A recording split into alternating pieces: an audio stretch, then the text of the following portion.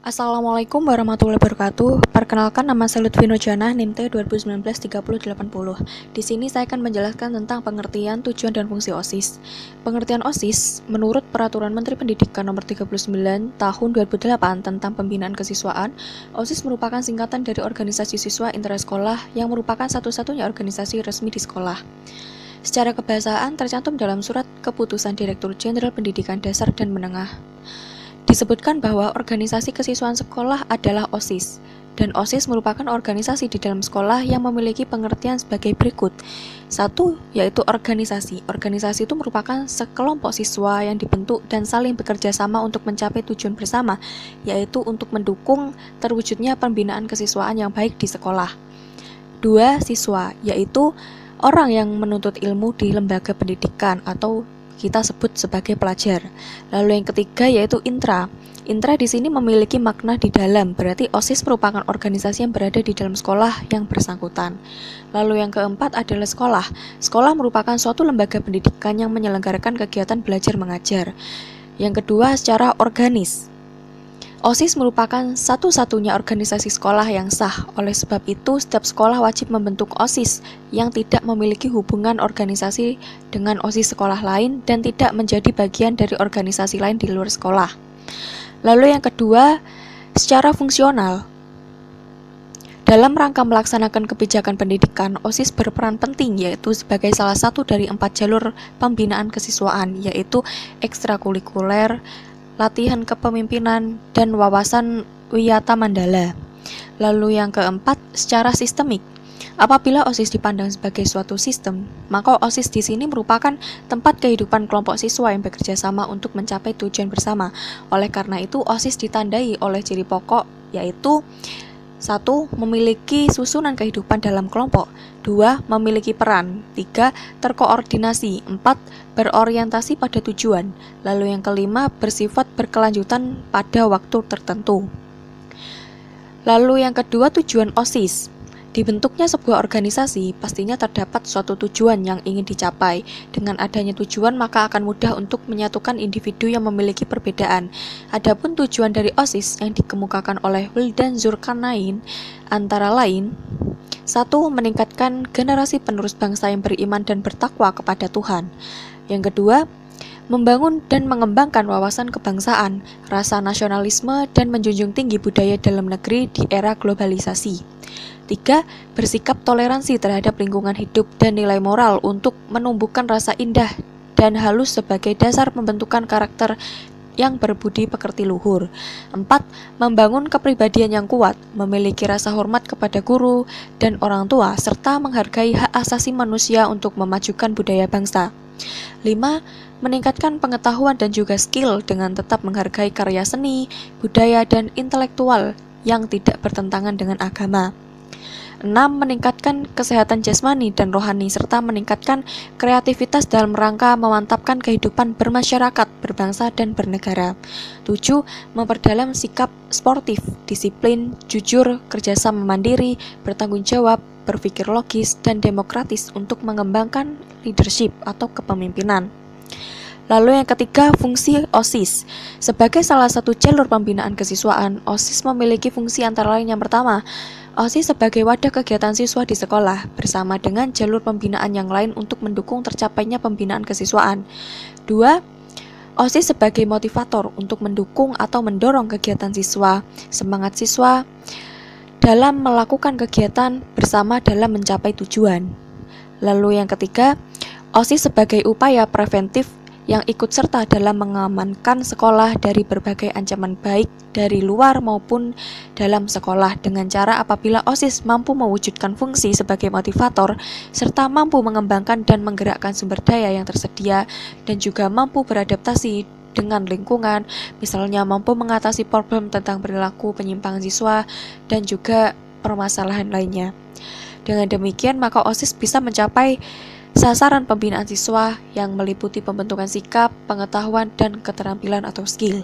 Sekian dari saya. Terima kasih. Wassalamualaikum warahmatullahi wabarakatuh.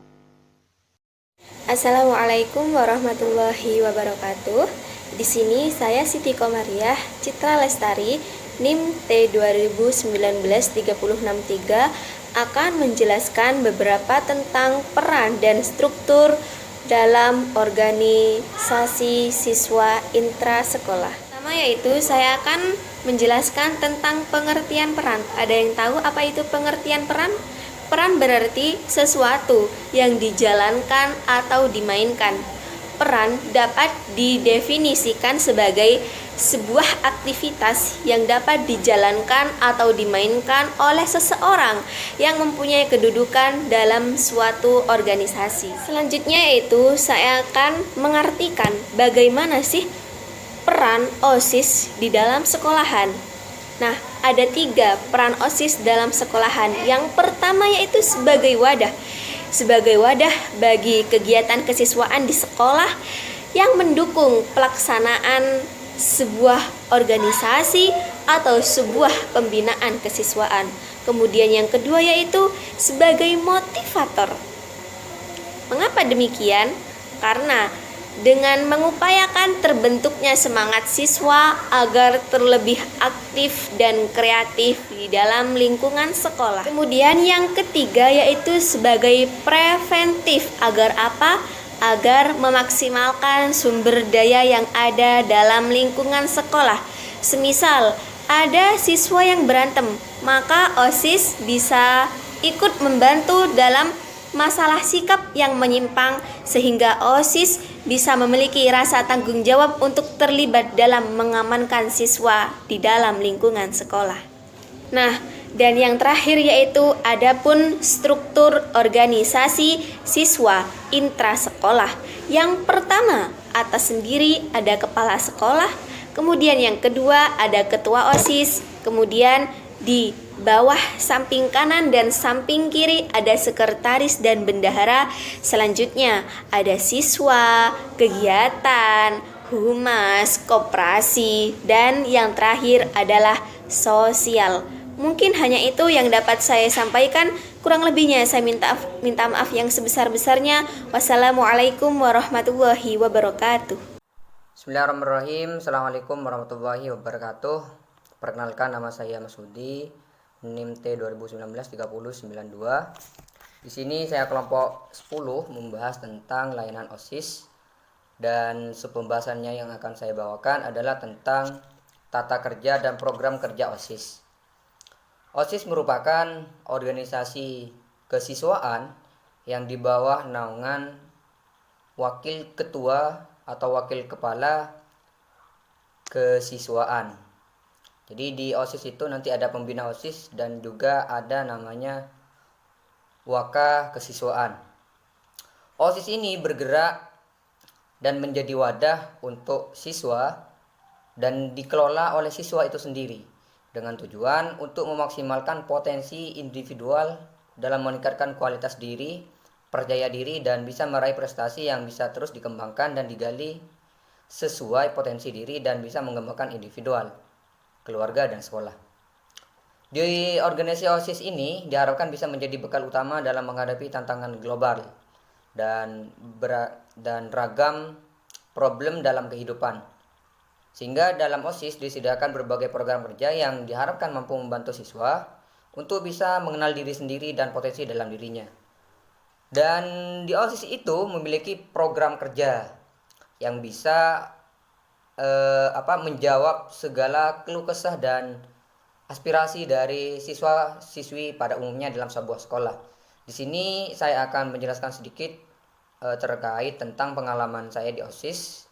Kebetulan saya mantan ketua OSIS di MA Sumber Bungur Pakong Pamekasan atau biasa disebut MAN 3. Di sana kita memiliki 5 bidang, yang mana per bidangnya itu memiliki program kerja masing-masing. Bidang pertama itu adalah bidang keagamaan. Bidang keagamaan itu memiliki 2 program kerja. Pertama, PHBI. PHBI itu kusingkat dari peringatan hari besar Islam seperti Nuzul Quran, bulan Muharram, terus ya Isra Mi'raj dan hari-hari besar lainnya. Dan di bulan Muharram itu biasanya kita itu mengemas dengan cara mendatangkan anak yatim ke sekolah dan kita menyantuni anak yatim itu tersebut. Terus yang selanjutnya di bulan Muharram itu juga kita mengadakan tausiah.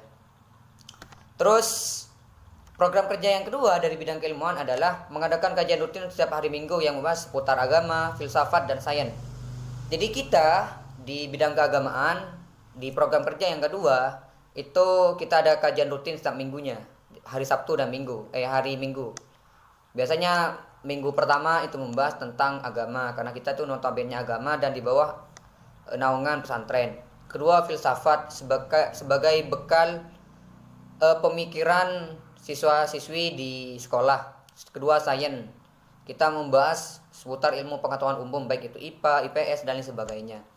Terus bidang yang kedua itu adalah festival sekolah.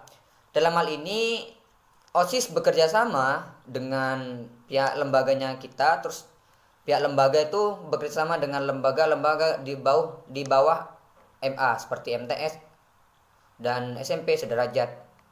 Kita mengadakan seperti event. Event yang pertama adalah kompetisi Aksimis. Aksimis itu kepanjangan dari ajang kompetisi matematika, IPA dan IPS. Kebetulan dalam sekolah saya itu ada jurusan IPA dan IPS.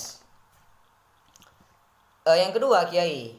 Kiai itu merupakan singkatan dari kompetensi ilmu agama Islam yang notabene keagamaan. Dari kedua program kerja yang ada, baik itu Aksimis dan Kiai, itu diharapkan mampu bisa menarik perhatian seluruh siswa-siswi dan maupun wali siswa di level MTS ataupun SMP. Biasanya kegiatan ini kita laksanakan pada semester 2 di bulan Februari sampai Maret. Terus di Maret sampai April. Biasanya kita itu melaksanakan di bulan-bulan seperti itu. Terus yang ketiga ada bidang kesehatan. Nah, di bidang kesehatan itu sendiri kita ada program kerja namanya olahraga bersama seperti senam, bermain volley, sepak bola, bulu tangkis yang dijadwalkan setiap kelas. Jadi di kelas 10 itu biasanya ada kelas A, B, C, D itu pada hari Selasa. Terus di hari Rabu itu biasanya kelas 1 dan kelas 2, kelas E, F, G, H, kelas 1, terus kelas A, B, C, kelas 2. Dan begitu pun seterusnya sampai hari Sabtu. Jadi kita itu mengadakan olahraga, senam dan sebagainya itu mulai dari Selasa sampai hari Sabtu. Terus di bidang keempat itu ada kenegaraan. Yang mana program pertama kita itu melaksanakan latihan rutin setiap akhir pekan untuk melatih para siswa dan siswi sesuai jadwal. Jadi kita itu juga tentukan setiap kelas itu wajib menjadi